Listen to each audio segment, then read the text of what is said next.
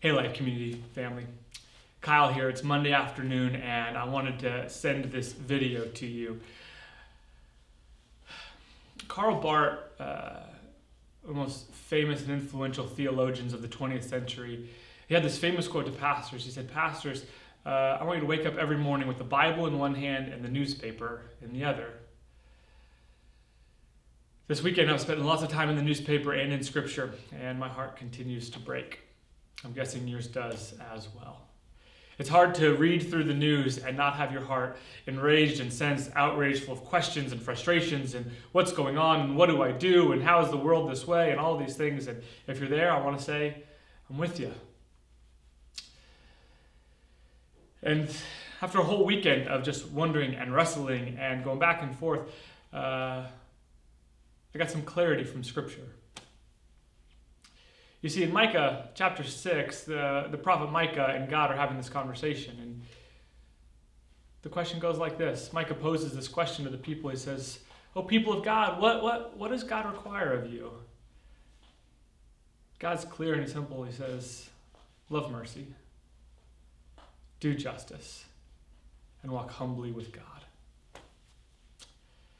So friends, I come to you with all sorts of emotions as I read the news and see the brokenness in our world. I come with all sorts of questions of why is it this way? You know, I'm a problem solver. I want to do something about it. But what do I need to do? I need to lean in to mercy, to justice, and to walk humbly with God.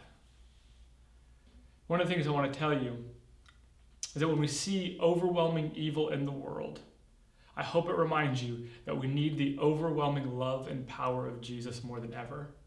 Friends, the transformation that our world and society desperately needs will not come without a miracle of God. So friends, if you start with justice and mercy, but you don't walk humbly with God, you will not find the life-changing transformation we need. So when we start by walking with God, I want you to start by praying and spending time in Scripture. Let God be the foundation of everything we do as people of God.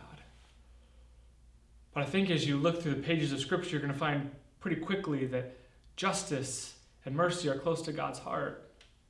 Think about the major salvation story of the Old Testament. It's the Exodus, where God rescues a people from slavery. And then when he rescues those people, he says, I know you know what it's like to live under oppression, but there's a new way to live. And the entire project of the people of God is finding a new way to love people. So friends, I've been leaning into Scripture. I've been leaning into prayer. I want to encourage you to do the same thing. I've also been leaning into hard conversations.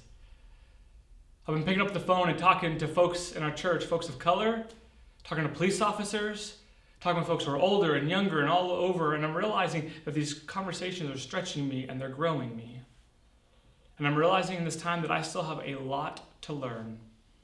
And so no matter what age and stage you're in, no matter what season of life, I want to tell you, you have a lot to learn. But friends, as we walk through this, I hope you walk through it with a broken heart. But I also pray that you walk humbly with God. Because as we follow God together, we're going to find a path to justice and mercy that we didn't know how to discover on our own. Friends, I know you're struggling and you're not alone. I know you got questions and you're not alone. I know you've got thoughts and ideas and you're not alone. But friends, what I want to tell you is that we are in this together. I say specifically to our brothers and sisters of color who are hurting, we love you and we see you. And as a white man, I don't understand it all, but I want to listen. I want to learn. I want to understand. I want to walk humbly with you. I want to walk humbly with God. And I want to do this together. I invite everybody. Will you come and be part of the conversation? Will you be part of the journey? Will we follow God's heart to justice and mercy as we learn how to be a church together through these really difficult times? What I remind you every single week on the cross, or every single week in the sermon, is that what Jesus did on the cross is more powerful than anything we could have ever done. Remember, it's the broken body of Jesus Christ that has the power to put our brokenness back together, to heal our hearts, to heal our relationships, to heal our country. So let's follow in the footsteps of Jesus together. I love you. Thanks for listening. We'll talk to you soon.